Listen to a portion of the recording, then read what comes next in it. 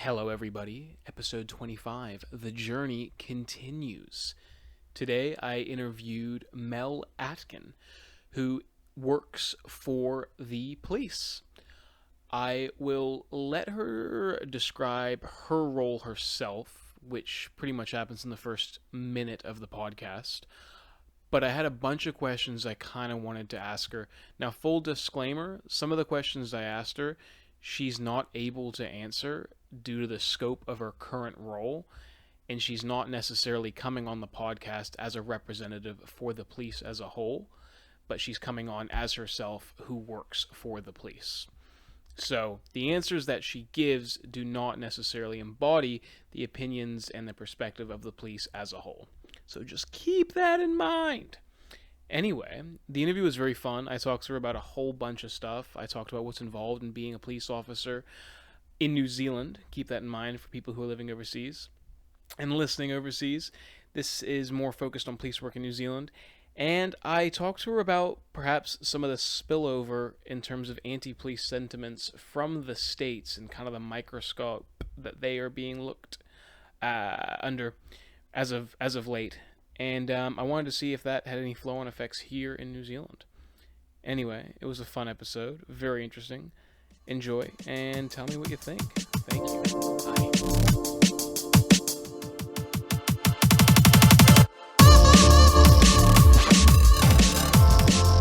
3, 2, 1.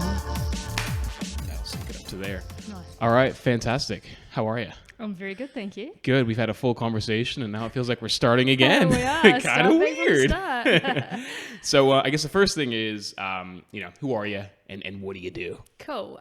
So my name's Mel Aitken. Who am I? So I work for, obviously, New Zealand Police, but I don't think that should define me. So 43, almost 44 years old. Been in the job for be 22 years on the 17th of January, so 22 years in the job.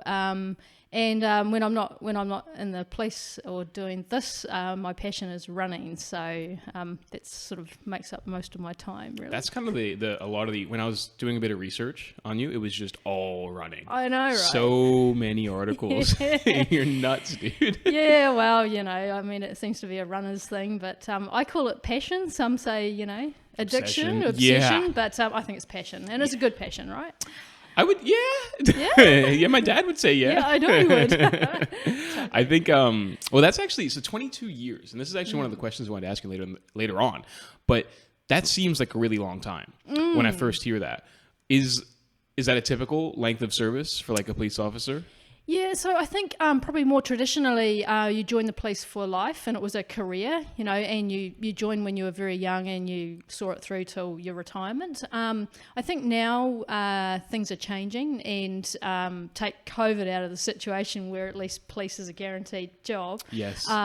There's a lot, probably greater turnover, and people, coming in and being a cop for 8-10 years and then moving on. Some I think the grass is greener on the other side, so they will leave, and then soon after realise actually it was probably not such a bad place to be, and choose to come back. So we obviously take the right people back when there's a suitable position for them. So yeah, but in saying that, so 22 years is it's a relatively long time, but there's some real ancient dinosaurs that have been there a lot longer. And I bet there's probably like a real difference between on the ground rate of attrition versus in the office or in the back end of things. Yeah, I probably can't give you some stats on that, but I guess the fantastic thing about our job is that you can do all different things. So, right, there's so many So avenues. as a sworn member, like I could go back on the street tomorrow. I'm not, because I'm currently doing a job that's based in headquarters, doesn't mean that that's it for me. And there's so many opportunities. You can specialise in different areas. So attrition-wise, people that you generally start and you go onto the front line. But then after a period of time, people like to start to either specialise or they work out where their passion lies.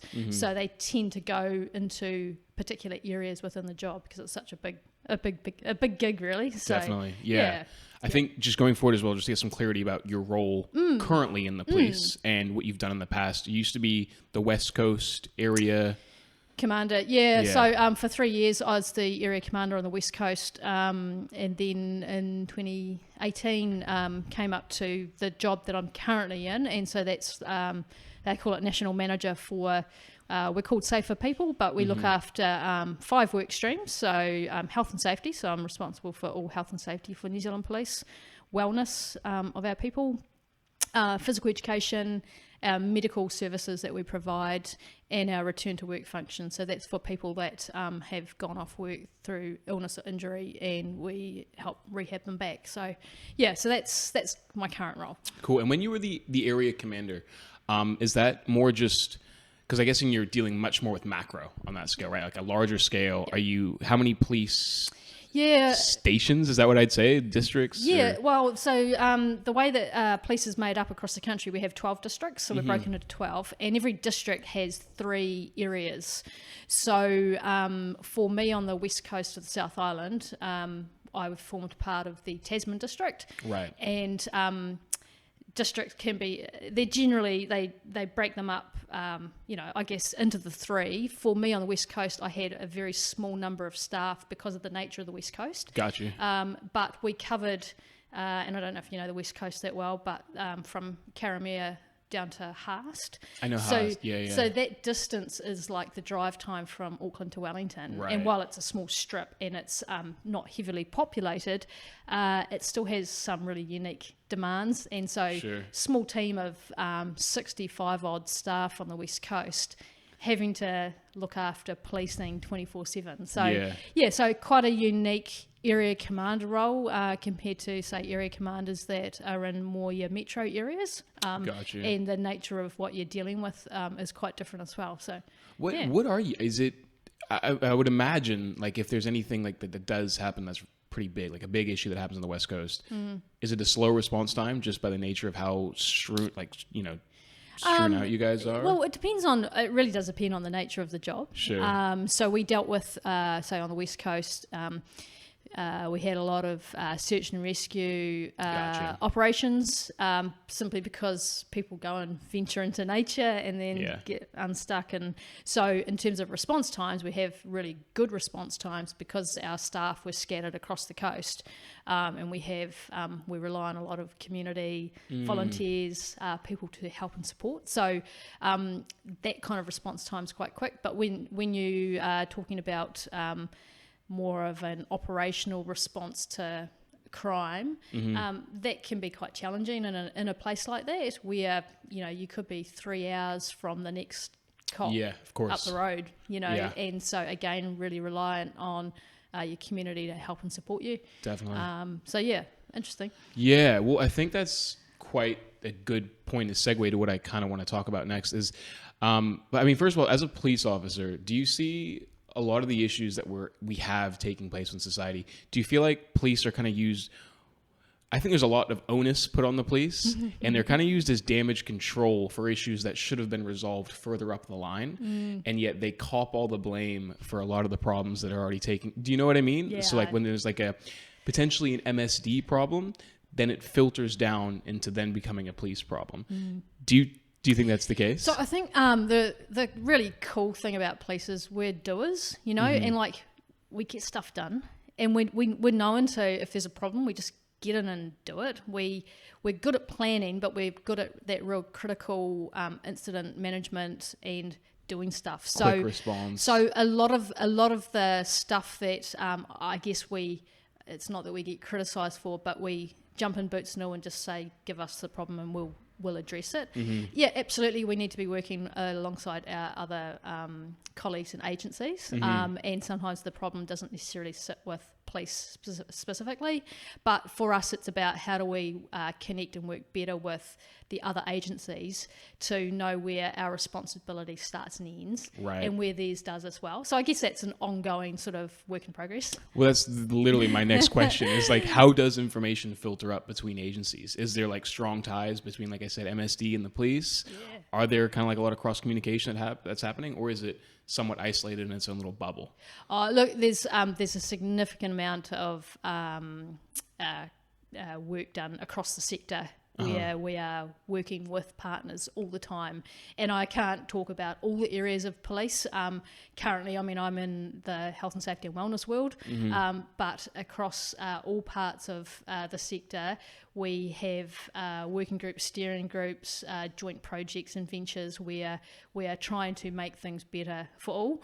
Got you. So absolutely, it happens, and a lot of that comes from the centralised, I work out of headquarters now, so a lot of that happens within headquarters, within the various work groups, but then down to district level and area level, each of the areas will be engaging with their local services to respond or prevent things from happening. And so our whole business model for policing is prevention first. Right. So we're very much about preventing the crime from happening rather than being that responder that goes and takes the burglary complaint because it's already gone and happened. Yeah, so, and that's where I'm talking about that cross communication being, Yeah. in my mind, so essential, because prevention would mean years beforehand as well. Absolutely. Yeah. Yeah. Totally. So Has and I guess on that, you guys being burdened, I think, with a lot of responsibility that perhaps should be distributed across society as a whole, have the police in NZ experienced any spillover from anti-police sentiments in the States? Yeah, look, I mean, so I haven't been personally operational in this current role, so I'm in headquarters, and so I don't get Totally to see or hear understand, it all. But I am well aware that there is some sentiment out there, like staff will attend a job and they hear Black Lives Matter, Or ACAB and stuff, and that kind of thing. Like we don't, I guess we don't dwell on it. We're a completely different, setup for us, and even down to the point where I guess policing jurisdictions in the US talk about law enforcement. We're a police service, and we deliver a service around preventing harm to our community. So, and we're really strong on that. All of our staff, we know where we're heading. We know what we are there for, keeping our community safe rather than that whole law enforcement side of things. So, yes, I guess there's always going to be some echo in the community of some people that, want to think that we are like policing in other jurisdictions. But I guess the really cool thing about New Zealand is we have one police force. We don't have police forces in each state or, district or whatever. We're one and we're united. So that gives us a pretty good strong standing as well. It's one of the huge benefits, I think, of just being a smaller nation as well, just how nimble and quick we can respond to those things. But yeah, I mean, I guess I kind of want to dive a bit more into that as well, like the differences between like New Zealand police and the US. So you were saying there's probably a bit more of an onus in the States to just be enforcing, I guess force is probably like the big idea there. Do you feel like within New Zealand police there's like a bit of a push to be community members? Oh, I mean, that's at the heart of why we're here. Sure. Part of the community, working with the community for the community. We took safer communities together. But I mean, I know that sounds like catchphrasy, but it actually is why we're here, preventing harm to the community. So, and look, I haven't policed overseas. I've had some exposure with talking with colleagues in different jurisdictions. But I think we're entirely different in how we view what our role and our purpose is. Is there a push within New Zealand to employ officers from the areas that they're actually from? So let's say, Auckland, we will hire officers or people from Auckland to become police officers. Yeah. So the really cool thing about what we do now with our hiring is about hiring for the communities that we're serving. Yes. And so embracing diversity, diversity is one of our core values, but the point around that is we have to be reflective of the communities we serve.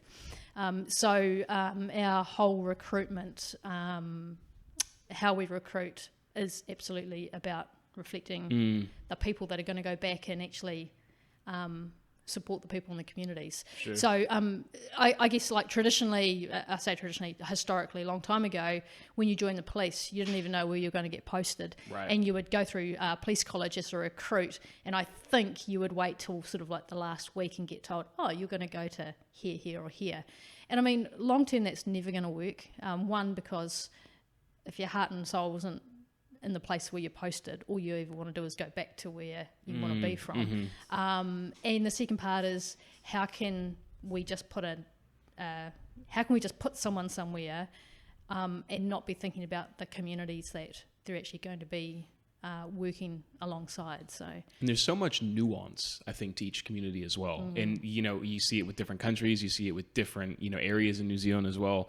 I think to take somebody from a totally different area, chuck them in, and then, I guess, with discretion, but apply a set of laws, which in some cases don't necessarily work in certain areas, or just, you know, approaching it a bit more tactfully as well, which I think is huge. And I think is what's happening in the States as well, is unfortunately you're getting officers, you know, who have you know, started in a different city, grew up in a different area, and then they get put into an area where they have no idea how things actually are run or organized. And so many clashes. So I agree. And what we want to enable our people, our staff to do is be problem solvers and very much principles based to achieve the right outcomes. So instead of it being very prescriptive as to this is how you will do X, Y, and Z, obviously we're bound by some legislation, but if they can problem solve and do what's right for the people they're serving, then that's actually what we need. And we have some really, really smart, intelligent people in our organisation, which is really cool. You know, like smarter than me sitting trying to come up with a way of doing things. You know, the more freedom you give people to actually come up with that way to solve a problem in their community, it works. So, there are some issues though, right, with like discretion, like when it comes to police discretion. I guess a lot of it comes in, and this is the huge conversation once again in the States. I wonder if this spill over here is, you know, ingrained biases, and as you mentioned before, perhaps a older police force in certain regards that are perhaps bringing in ideologies and thoughts that don't necessarily represent the way that society is moving today.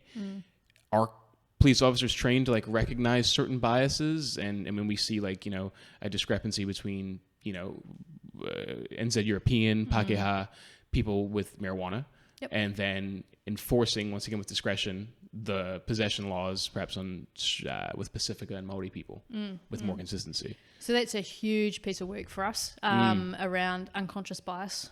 Huge, yeah. Absolutely. So I think if you were to go out and ask any member of the police, you know, do you have a bias or an unconscious bias? They'll say no. Of course, but part of it, you know, part of the nature of how we are brought up, you know, and into the world, and the families that we grow up and connect with, you know, like there's part of you that even if it's that unconscious bias. So absolutely, it's a key piece of our work. I say our, but the organisation, in terms of understanding what unconscious bias means and how we address that. So what does that look like at the moment? Is that just more training? Is that more conversations around what that actually is? So there's definitely a lot of training that's already gone on around unconscious bias. Again, it's not a piece of work that I'm directly involved in. I just full disclaimer, I understand that your role does not necessarily encampus this, and I understand it's a big question that I'm asking you. But in saying that, it's not that it's training like that is defined purely to our frontline. It's for all the organisation, because we don't want it to be that we are only thinking about those that are dealing with the community. It's us as an organisation, you know. We want to be fair, transparent, and remove any of those biases that we may have had in the past. So which is huge. I think and as far as, I guess, like, is there a big emphasis on de-escalation when it comes to conversations between the public and the police? Yep. Yeah. So instead of like going on up here. Yeah, sure. Here. You know, sir, sit down. You know, is there more of like, is there a huge emphasis on? Yeah. So we have what's called a tactical options framework, and just to really simplify that, it's I guess it's the staging of how we would approach an incident and at what level of force you go in at as a Right. starting point. And the starting point is always comms, and it's how you deal with people, how you talk with people. In terms of training, to an aside to that, but relevant is we've delivered training across the organisation about roadside interactions, because, personal stories from me is, I've been operational for 19 of my 22 years, or 18 of my 22 years, and dealt with thousands and thousands of people on the side of the road, stopping cars, dealing with drunk drivers and bits and pieces. And how you deal with them determines the outcome that you get from them, right? And so when you can issue somebody a ticket because they've done something, like they've sped or they've gone through a stoplight, and they thank you at the end of it, you've done something right. Because actually because if I got given a ticket, I don't know, I'd be thanking a cop. But it's about how we engage with people, and absolutely low level, because we're human and they're human and we're dealing with humans. So we know that if you start up here with how you go into a situation, it's really hard to bring it back down. If you start in low and you go through your tactical options framework, and the natural thing is you start by your talking. Sure. If that doesn't work, then you may need to escalate your decisions as to what you might need to use. But ultimately, start low, deal with the person as a human, and go from there. Generally, pretty good response. Yeah, and I think when you were operational, that's like on the road, do you think you would place a bigger emphasis on that because of training, or just because of your upbringing and how you've seen the world before coming into the police? Yeah, look, I think there's a bit of both there, right? So we heavily train our staff to ensure that they're safe, because that's ultimately, we need our people to be safe. So if they're going into a situation and they go in at a high level, because we deal with a lot of pretty gnarly incidents and you don't always know what you're going to turn up to. But if they go in already amped up before they get there, then their decision making can be maybe impaired or impacted, because they've got adrenaline going through them, and so they're not necessarily thinking calm, methodical. They need to go through their decision making process as to how they're going to treat it. We have introduced into recruit training now cognitive conditioning, which is basically it's a new form of training which escalates the heart rate, and then at the end of so we basically put them under a lot of physical pressure, and then get them to make some pretty gnarly decisions, in the training environment. And we monitor their heart rate and all of their stress levels and bits and pieces, and then see how they respond. And the more that we can do of that is really where we want to head, because we know that, it's one thing to train in an environment where everything, you're not going to, nothing's really going to happen. And but once you start putting people under some stress, for some physical stress, and then they're having to make some decisions, whether it's about pulling a firearm or whatever that might be, that's when we need to really be testing our guys and getting them into that comfortable zone where they can really sort of bring their heart rates down and think about what they're doing, think about what they're saying, and what response they're going to give. Right. Yeah. Is that a new development that's kind of happened within training? So we've had it going for. Did you want some more coffee, by the way? No. Yeah. Okay. Well, go on. I got a bit it's left. Great coffee. It's not bad. I got it from Raglan Roast, which is where my brother worked. Thank actually. You. It's very good. And you're actually the first person that I've had coffee with on the podcast. Really? I got the plunger in specifically just going forward, because I keep buying people coffees, and it's just like it's much better. This is better, and it's also like burning a hole in my pocket. It will be. So I just have it here. You've done well. You've done well. Totally. Thank you. Yeah. No. So the cognitive training we have had in for probably close on, I think, 2 years. But what we want to be able to do is develop it. So it's not just part of recruit training, but it's ongoing training for our staff. This is what I was going to say. Is it retrospective as well to police officers? Yeah. So we have a very big training program for all of our operational staff. And that's ongoing training program? Ongoing training. The cognitive conditioning is something that we'll be bringing into that as well. Gotcha. So, yeah, because that's a really good part to to have. So, Definitely. Yeah. What do you say to someone, and I know the phrase like reform the police is such a huge thing, and I think in Wellington especially, we live in a bit of an echo chamber where perhaps there are more police anti-police sentiments than most of New Zealand. But in the circles that I hang around with, there's a lot of emphasis on the idea of just reforming the police. Interesting. Do you not see much of that? Nope.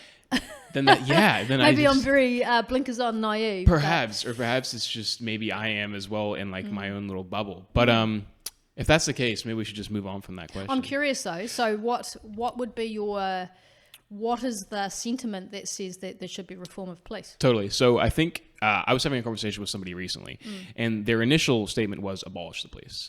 And my immediate thinking is like, well, what does that look like? Because there has to be some kind of system that gets put in place for the huge range of situations that you guys deal with, right? Yeah. And then we ultimately come down to like an issue of semantics where it's like we create a new force that deals with this. Well, you're essentially saying it's the police. Yeah. You know, just giving it a different name. I think what a lot of people say when it comes to reform the police is that, and in my mind, I think from what I understand, the police officer's job is almost too large for the individual in terms of the range of situations you guys deal with. For example, if there's a individual having a psychotic break, perhaps it's not the police officer's role to go out there, but instead a trained, and I know this is a perfect world, a psychologist, and I know we have a huge shortage in those, but perhaps there's a separate department that would come out that would deal with those issues. And I think from what I understand, that's kind of what reform the police looks like. Perhaps instead of we having this one structure right here that deals with everything, it's broken down, compartmentalized based on the call that's coming out. Yep. We have somebody who's drunk. It's a different person who gets sent out versus somebody who is not drunk, wielding a knife, running around. Similar to what we just had in Wellington, actually. I was there for that, by the way. I don't even know what you're talking about. I'll tell you about it in a sec. But like, let's just, but do you understand where I'm coming from in that sense? Yeah, I do. And I guess we're always, as an organisation, looking at those types of things. You know, and when we talked earlier about working with agencies to not be the doers of everything, it's about whose role is this and whose responsibility is this for this job. I mean, you talk about the going to an incident where there could be a psychotic person, or and that's just or an example. a mental health patient. Absolutely. So we've had pilots run in different districts where we have mental health nurses actually embedded in our custody units. So while they're not necessarily going out on the job at the time with us or going instead of us, they are there looking after people that have been brought into custody, so prisoners, that actually they probably shouldn't be looked after by police because they have mental health issues, but they need to be secured. So so that kind of thing is happening. And I guess it's all about continuous improvement, right? Kaizen, so constant state of improvement in that sense. Yeah, but I think that's kind of like what I see a lot of. And once again, I think with the biases aspect of things, where it's like if you do have, I don't want to dance on the lines of like ageist and ageism, but if you have like an officer who's like 60 years old and who grew up in a time when perhaps that doesn't reflect the current society that we live in, but when that individual is using discretion to apply certain laws, that can have certain issues, which I want to ask you about. Actually, the new recruits that are coming into the police, what's the demographic of new people coming in? So it's it's extensive, right? Sure. It's so we're in, I'm stereotyping, where it once would have been a 6 foot male, predominantly male, middle class white, who's got a trade behind them.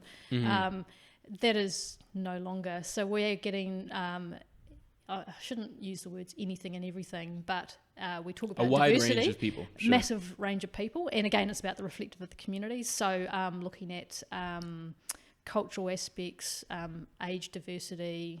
So we're bringing people into the organisation in their 50s that, and it's kind of weird in some respects, because I think, man, if I was in my 50s, the last thing I'd want to be doing is joining the police than having to do night shifts. But Sure. actually, there's people out there that have always had a passion to want to join the police.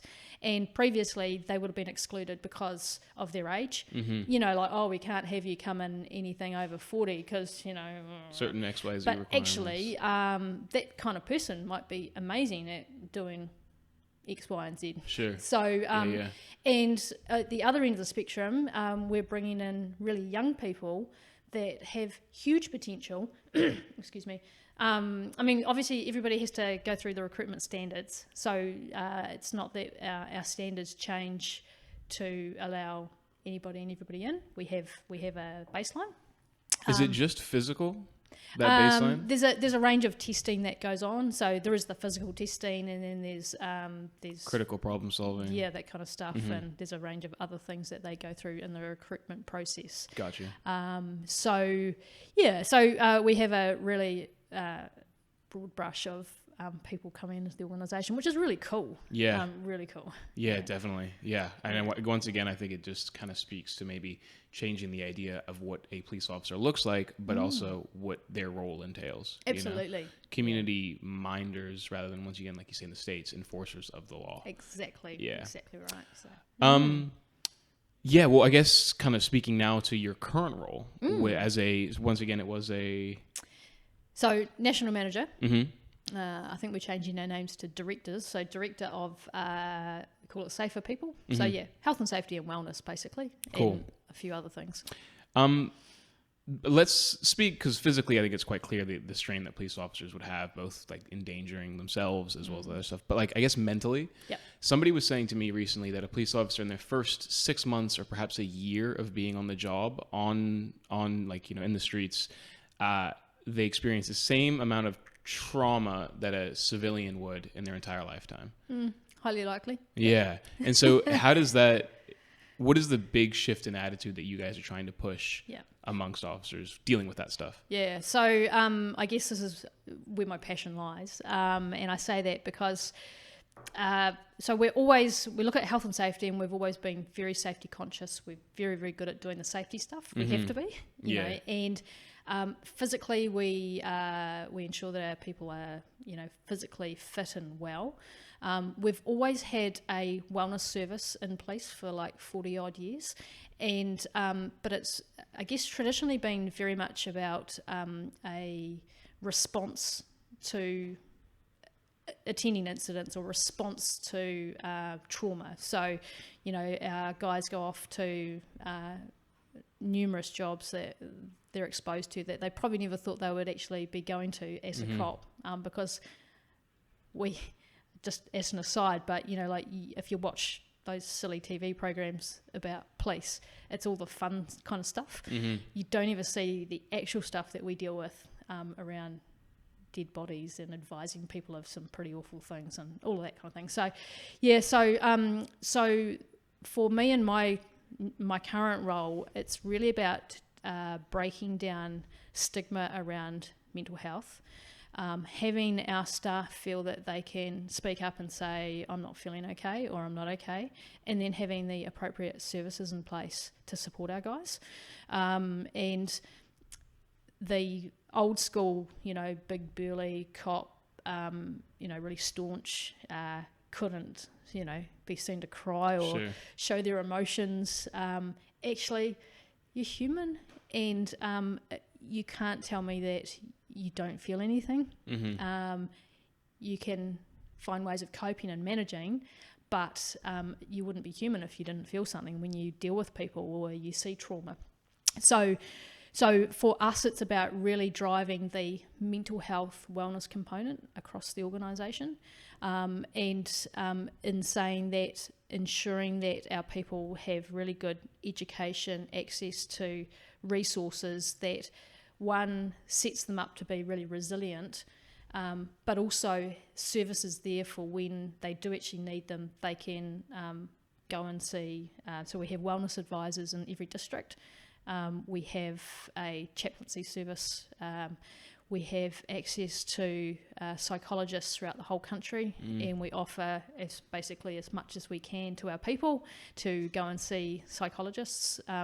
We have a range of other I guess, policies and practices in place that ensures people that have been regularly exposed to trauma are actually getting ongoing supervision with a clinical psychologist, so they don't get to that point where they're at breaking point and then they need support. So we've got a range of things in place that actually support our people. Got you. Yeah. And I guess like having those things is all good and well, but like how do you get people actually to use them? Yeah.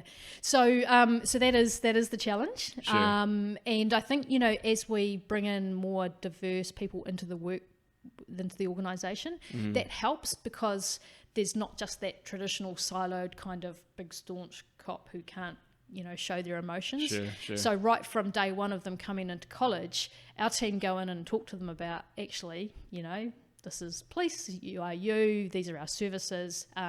We have an online called a wellness hub, but basically it's a portal where we are constantly feeding information, access to resources, advice for staff and also their families, because it's really important that families understand what's happening to their individual. So there's the education and ongoing training and support for our people. What we've found, the best buy-in you get about changing sort of mindset around mental health is having our own staff tell their personal stories. Because you know, you can have some academic tell you all this or the stuff. Organization telling you need to do this. Yeah, but when you get and I use the example because it's a real example of a dog handler. Just get the mic a tiny bit closer. Oh, sorry, no, you're all good. No, you're fine. So, example of a dog handler, when he can go and put his video and talk online, which goes on our wellness hub, to everybody about how he went through the death of or a suicide of a colleague, and how it impacted him and how he reached out for help, that kind of thing. Those kind of real stories from our people are what start to get that change in mindset. We're finding our guys are really, I say guys and girls are really willing to actually speak up and talk about when they've suffered mental health, you know, episodes. And there's nothing wrong with that. It's really just how do we ensure that stigma is removed and people can feel safe to actually talk about it, because that's the only way that you really get buy-in from people to want to do something different or you know, get some help. Is there still like a legacy of like the, you know, big man? I think there's always going to be an element of that. Sure. We'd be, I think, naive to say, oh no, we don't have that. Everybody's, you know, I mean, we've got 14,000 plus in our organisation, so it's a big organisation. But we are seeing more and more people take up our services. We've got EAP as well, so that's access to counselling and support. So more and more people take that up, and it's probably more from that early, more prevention aspect rather than waiting till something really bad happens. Waiting till it breaks, then you have to fix it. Which is cool. But, you know, like if I can do nothing more than in the time that I'm in this current role, it's to break down that stigma as much as I can and ensure that the support is there for our guys. Yeah, that is massive. And I think that's happening across a lot of organizations too. When I was working at MB, it was the exact same thing. Very much like this, you know, not stigmatizing. And I think that's changing societally as well. You know, the stigma of mental health and just being aware of certain things, you know, I think that's massive. You pretty much answered all my questions that I had about that topic right there.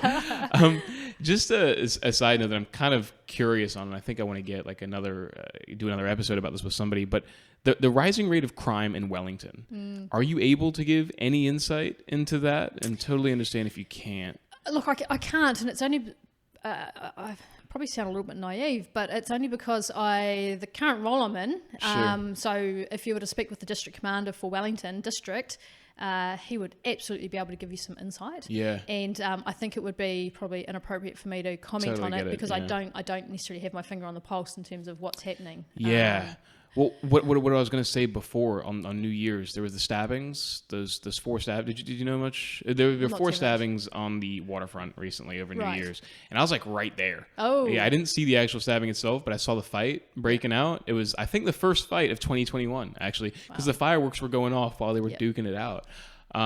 Totally unrelated, but you see, because I think Wellington was labeled the most dangerous city in New Zealand just recently. Really? Yeah. From what I hear, the rate of crime and the rate of petty. I don't know how you necessarily measure danger, but from the rate of crime per capita or something like that would be around that. Yeah. But I'm not certain about that. I'm not anymore now that you said that. These are, oh god.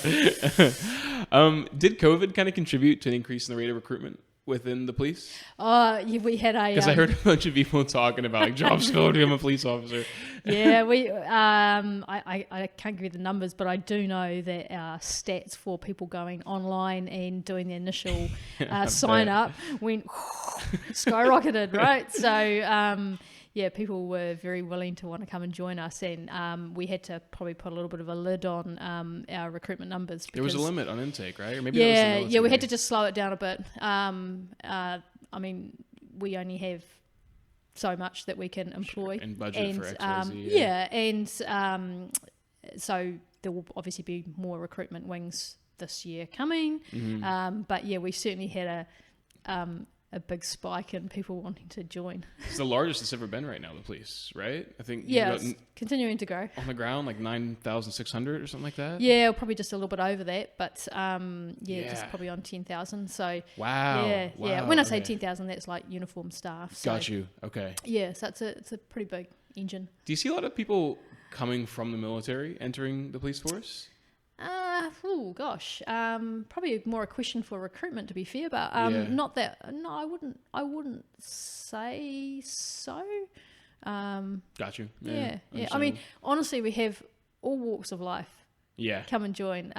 We have a lot of people that join police as a non-sworn, and they just all they want to do is actually be a cop. And so there was someone in my own team who, like middle-aged, a specialist in the area that she worked in, but her desire right from day one was to want to join the police. So now she's operational, she's out there. Absolutely loving it too and doing a fantastic job. So that's the kind of cool thing. And there's so many different avenues and career paths you can take in the job because it's so big. So it's kind of cool. Yeah. What do you reckon? Final question for you, actually. What do you think the biggest misconception the police face here in New Zealand? Oh gosh. You guys are robot hive mind kind of thing, or look, I don't know actually. I mean, I'm always very much glass half full. Sure. I like to think that people support us and see the good that we're doing and are trying to do, and that there's that is actually why we're here. There is no ulterior motive. We're here to actually keep our communities safe. I'm here to keep our people safe so they can keep the community safe. Got you. And there is nothing else. There's no other. There is QAnon conspiracy going on. No, I hate to say it. I hate to bore you, but no, it's genuinely about delivering to our communities and making it a safe place for making New Zealand the safest place to live and be really and work. So. And I think we're doing a pretty good job at that when you look around the rest of the world. Yeah, 100%. Yeah, I think we can take for granted like the quality of life we have in New Zealand. Not to say there are things that can't be fixed or improved on, but nonetheless, I think you can always fall back on like, oh yeah, we have a pretty, on average, high quality of life. Well, that's it, eh? It is easy to criticise and look for the nitpick on all the little things. And I don't think that's a bad thing to do either, though. Oh, you can always improve, and it isn't a bad thing, but you've got to balance it and go, actually, on a whole, we're doing pretty well. And you look at our response to COVID, and we're relatively walking around like nothing's really happening in New Zealand, and you only need to look outside of New Zealand and go, actually, the world's turned pretty ugly right now, but we still all got to enjoy Christmas, those kinds of things. And so I think it's about acknowledging those small things as well, and just sort of keeping everything in balance and perspective. Yeah. Well, hey, thank you so much for coming on. You didn't ask me anything about running. Should we talk about it? No, it's all good. I hear so much about running with my dad. I'm like, That's totally everyone's fine. talking about their 10K times and stuff. I'm like, what is your 10K? What's the fastest 10K you've actually ever done? Oh, see, I'm not really a short distance kind of Yeah, person. you're an ultra. Well, I do longer stuff. 10K, I've done about 36 minutes. Yeah, so, it's actually pretty good. yeah. What's the longest distance you've actually run? 100. 100K? Nothing more than that. Like your dad's mental. He's done the stage races kind of thing, you know, where Yeah, he's I like know. multiple. But was that 100 continuous? Yeah. Yeah. What did you feel after? Were you just wrecked for like a? Oh no. You were fine. Yeah. The 100. So I do ultras, but I don't like doing like I wouldn't do the miler like. Yeah. The actual 100K was a road champs, so it was actually down at Hagley Park. I think Yeah. you might have been there. Hagley Park, and it's around a 2.5K course. So, I know the one. Yeah. I know the one. Yeah. And I could have kept going. It was pretty cool. I feel like that would just drive me more mentally insane. Just going around. You could have gone further, you think? Yeah, I could have. But I think those people that go round and round a 400-meter track for 24 hours, I think like your dad. Yeah. I think that's just crazy. It's insanity. Yeah. There's no way. Well, actually, it's really, really clever up here kind of people. Yeah, don't get me wrong. Like, I think you definitely have to have like a lot of mental resilience to Yeah. push through that. But there's something about, I run, but nothing like that. I might do like 30 minutes, 3 or 4 times a week. Yep. But I love going up in the hills. Cool, yeah. Love doing the hills, love being in the forest and stuff like that. Are you running trails or are you running? Yeah, I do both. Yeah, okay. Trails. I got an ultra in February down in Old Ghost, so that's inland from Westport. Yeah. And that's an 85K. So Is that a rail trail? They use it for mountain biking. Yeah. But I think it was some old kind of. No, it wasn't a rail trail, but Some kind of wagon trail or something like that. Not even that. Not sure. Yeah. You ready for it? You excited? Oh yeah, I've done it a few times, and it's just beautiful to go back there. And You ever won it? yeah. That was that classic Kiwi. Yeah, I won it. Yeah. But it's not about that. Like to me, races are just about doing as well as I can and really enjoying it. Because I love running. So I'm a bit of a crazy runner. Yeah, fair enough. Do you go overseas at all for the races? Or you Yep. stick it? I mean, obviously not now. Yeah, but no, we did. Like running overseas. Like that's Hawaii. Did you do some races in Hawaii? Yeah, We were done talking about a you few in Hawaii. Gotcha. I done a couple of world champs. So Portugal and Spain. hell yeah. The first year was Spain, and then the next year was Portugal, and then last year, obviously with COVID, we couldn't go anywhere. Yeah. But yeah, no, and China, I've run in China. I've done a couple of marathons in China. You running during summer or are you running during winter? I run all year. When you go to China though, or like Spain, you like?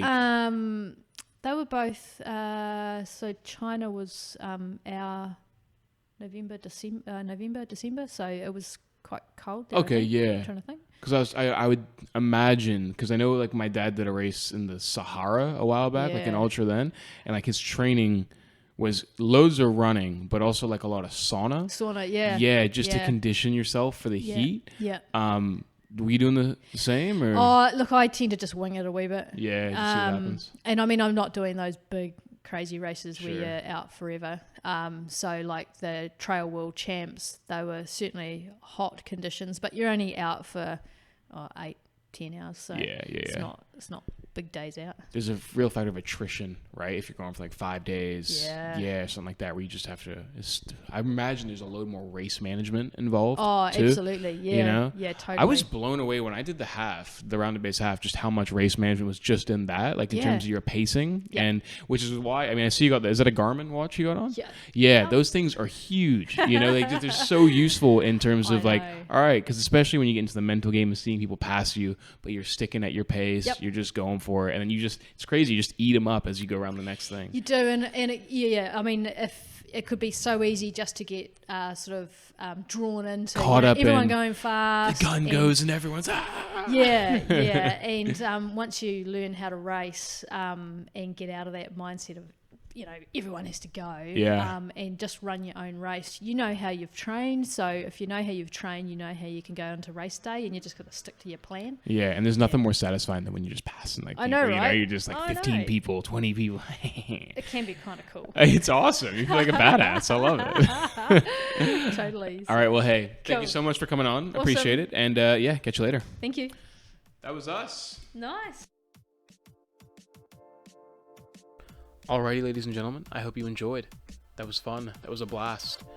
Normally at this point, I kind of give my guests a bit of promo. You can find them on Instagram and stuff like that.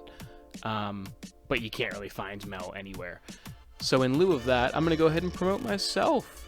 I have a comedy tour coming up all across New Zealand, starting in Auckland on the 18th of February, 18th, 19th, and 20th, and then down to Wellington on the 22nd, 23rd, 24th, and 25th of Feb, and then we'll be touring all across the South Island. To find out more details about that, go ahead and check out the description of this episode, or go on to americanrefugees.co.nz. Anyway, guys, thank you.